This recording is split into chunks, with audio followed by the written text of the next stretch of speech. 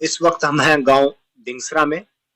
गांव डिंगसरा में एक ऐसे व्यक्तित्व के धनी जो समाज सेवा में निरंतर लगे रहते हैं और इनके द्वारा किए गए कार्यों से ऐसे ऐसे उल्लेखनीय उदाहरण देखने को मिले हैं जो शायद ही किसी ने किए हो।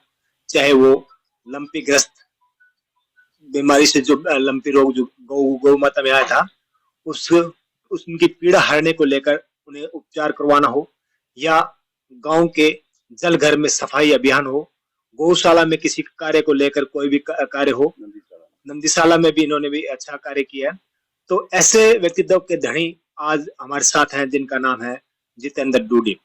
ये तो थी समाज सेवा। इसके अलावा हम आपको बता दें कि नशा मुक्ति अभियान में भी इन्होंने बहुत ही सराहनीय कार्य किया है और इनका कदम जो है वो न केवल गांव डिंगसरा के लिए बल्कि क्षेत्र के लिए भी बहुत ही सराहनीय है। इनका प्रयास है कि वे इस जो नशा फैला हुआ है इसको जड़ मूल से खत्म करें। इनको इसको लेकर भी ये प्रयासरत है। आज हम बात करते हैं इन यहाँ गांव डिंगसरा में एक स्कूल में अध्यापक को बंदर ने काट लिया था और बंदर यहाँ बहुत हो गए हैं। और जैसे कि अध्यापक को जब काट लिया तो सीधी सी बात है कि वहां पर सैकड़ों की तादाद में, हजारों की तादाद में बच्चे पढ़ने के लिए आते हैं, तो उनके लिए सुरक्षा को लेकर भी खतरा बढ़ गया था और ये कहीं कोई नुकसान ना पहुंचे। तो इसको लेकर जितेंद्र जी ने बहुत ही सराहनीय कदम उठाया। तो आज बात करते हैं जितेंद्र जी से। जितेंद्र जी, आपके मन में कैसे आई और ये जो आपने अभी यहाँ बंदरों को लेकर जो यहाँ टीम बुलाई है, तो ये पहले तो हम जानना चाहते हैं भी ये टीम को कैसे बुलाया आपने और ये इसके लिए क्या क्या प्रक्रिया की और ये इसको लेकर आपने क्या योजना बनाई है? सबसे पहले तो सभी को मेरा नमस्कार। मेरे गांव वासियों को भी और मेरे क्षेत्र वासियों को भी, जिन सबकी दुआएं और सबका प्यार और आशीर्वाद इतना मिल रहा है, इतना ज्यादा मिल रहा है कि ये काम अपने आप परमात्मा ही करवा रहे हैं। ये परमात्मा की मर्जी से हो रहा है। मतलब एक रोल है छोटा सा जो परमात्मा कराना चाह रहा है। अब बात ये है बंदरों वाली है जी। इसमें मुझे 4 महीने हो गए, तो इसमें वो एप्लीकेशन पहले वीडियो साहब को दी भी, पंचायत उनके पास है, तो उन्होंने बोले मंजूरी ला के दो फतेहाबाद से, फिर मंजूरी लिया जी वन प्राणी विभाग से, और फिर वो बोले चंडीगढ़ से ले आओ, तो चंडीगढ़ से भी मंजूरी इनको ले आके दी, फिर वो भी करा दिया। तो इसमें ये है कि ये बंदर हमारे गांव में कई सालों की समस्या थी। ये गंदे वो पानी में नहाते हैं, हम वाटर्स में लेटरिंग करते हैं, तो वो बीमारियां फैल रही है। उस तक तो था। अब ये ट्यूशन शाम को कोचिंग सेंटर वो चला रखे है, जिसको मैं बोलता हूँ इवनिंग स्कूल, और ये आज तो 60-70 बेटियां मेरी आ रही है और ये एक भव्य रूप लेगा जो इनको कोचिंग वो कराएगी। तो यहाँ ये बंदर छोटी बेटियों को काट ना ले, खा ना ले, ये मेरे डर ज्यादा हो गया दिमाग के अंदर।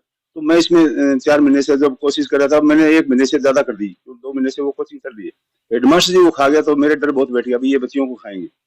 तो फिर करते करते सभी के आशीर्वाद से, परमात्मा की दया से ये वीडियो सामने मंजूरी कर दी। तो इसी वजह से आज वो बंदर पकड़ने वाले आए। मैं खुश बहुत हूँ आज कि एक समस्या तो गांव की हल हुई।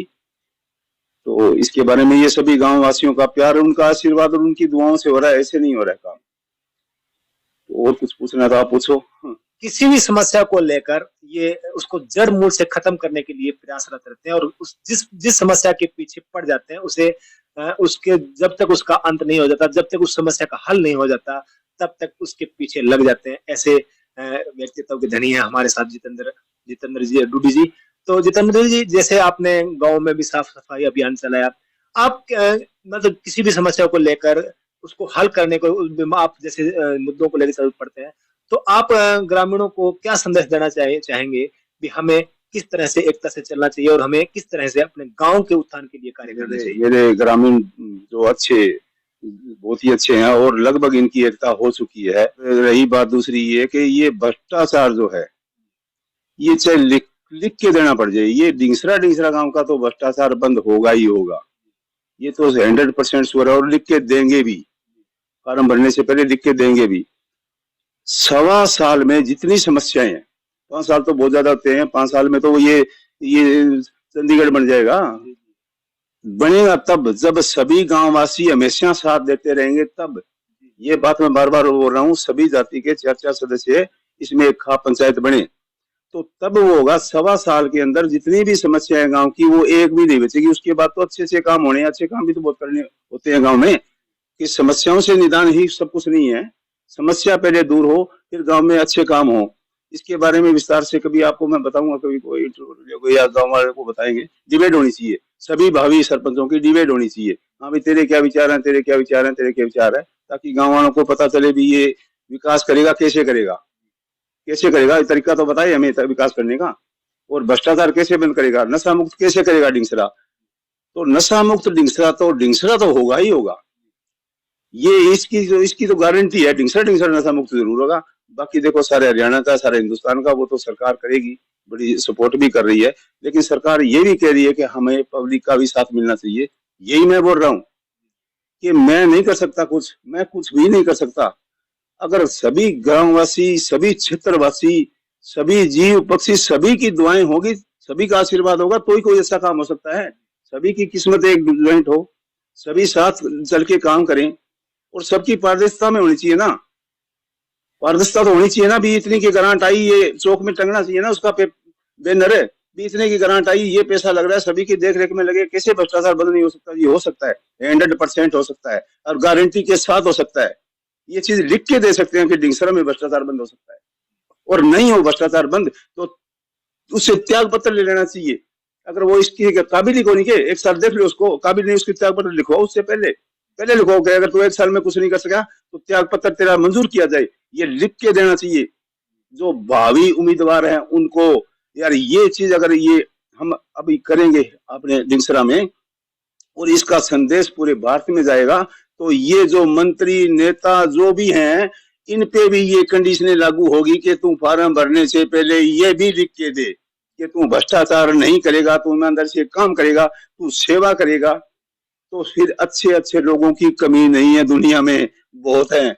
अच्छे लोग ही आएंगे, भ्रष्ट लोग नहीं आएंगे। दारू पिया दी, ये कर दिया, वो कर दिया, पैसे दे दिए, 4 दिन दारू पिया के वोट ले लिए। उसमें क्या होता है कि जो हम आप जैसे बहुत अच्छे लोग हैं, वो चीनों के साथ घुन पीसी किया, वो होगी बात, तो ये वो होगी ना। तो सभी लोग तो दारू नहीं पीते, सभी लोग तो पैसा नहीं लेते, तो फिर वो तो मारे गए बेचारे। उनके बच्चों का क्या होगा? ये सरकारी स्कूल है, ये सरकारी स्कूल की व्यवस्था इतनी बढ़िया करनी है कि प्राइवेट स्कूल भी सोचे कि हम ऐसा बनाएं, इसमें वैन की सुविधा, इसमें पानी की, इसमें मतलब पढ़ाई की तो बढ़िया होने लगी अपने गांव में। 1 साल की मेहनत में ये तो पढ़ मिल जाए। और शाम को इवनिंग स्कूल का मतलब ये है कि शाम को बच्चों का होमवर्क कराया जाए और उनको और पढ़ाई कराई जाए। तो कोचिंग लेने क्यों जाना पड़े शहर में, या पैसे देके कोचिंग क्यों कराएं भी हम? ये वैसे तो हमारे गांव का काम है, सरकार इसमें सहयोग दे रही है, ये बहुत बड़ी बात है सर। हमारे श्रीकांत यादव जी ने स्पष्ट कहा है 2-3 बार कि आप गांव को जागरूक करो, हम नशा मुक्त करके दिखाएंगे। और वो बहुत मदद कर रहे हैं श्रीकांत जी। अगर हम थोड़े से जागरूक हो जाएं, डिंगसरा नशा मुक्त हो, तो फिर करडाउन सीडाउन वो भी सोचेंगे ना। तो नशा मुक्ति केंद्र की भी एक इच्छा है कि हमारे गांव में खुले, तो उनको जो बेचारे भाई गलत संगति में पड़ गए हैं बचपन में, जो भी उनको नशा छुटाया जा सकता है 100%। अगर उनको 6 महीने देते हैं नशा मुक्ति में, 6 महीने उनको सुबह शाम योग कराओ, वहां उनको पीटते हैं नशा मुक्ति में प्राइवेट वाले, तो वो क्या नशा छोड़ेंगे? उनको पूरी खुराक मिले, उनको योगा कराया जाए, ये हम करके दिखाएंगे गांव वासी, डिंगसरा वासी। और होगा जी सर ये। अगर कोई भी मेरे से लिखत लेना चाहता हो, कोई का मतलब हिंदुस्तान में भी कोई, मेरे प्रधानमंत्री जी भी अगर ये चीज की लिखत कराना चाहते हैं, मैं लिख के देने को तैयार हूँ। ये हो सकता है, लेकिन होगा तब जब सभी साथ देंगे। तब जो वार्डवासी हैं, वो जो मेंबर बनते हैं, उनको हम बोलेंगे भी आप अपने वार्ड का ध्यान करो, बस आपके वार्ड में कोई वो नशा बेचने वाला हो, आप फोन करो, तो श्रीकांत जी को साहब फोन करेंगे, पकड़ के ले जाएंगे। और जो नशा करता है उसको कन्विंस तू कर, तू वोट लेने के लिए कन्विंस कर रहा है मेंबर साहब, तो उसके लिए भी कन्विंस कर, तो वो करेंगे।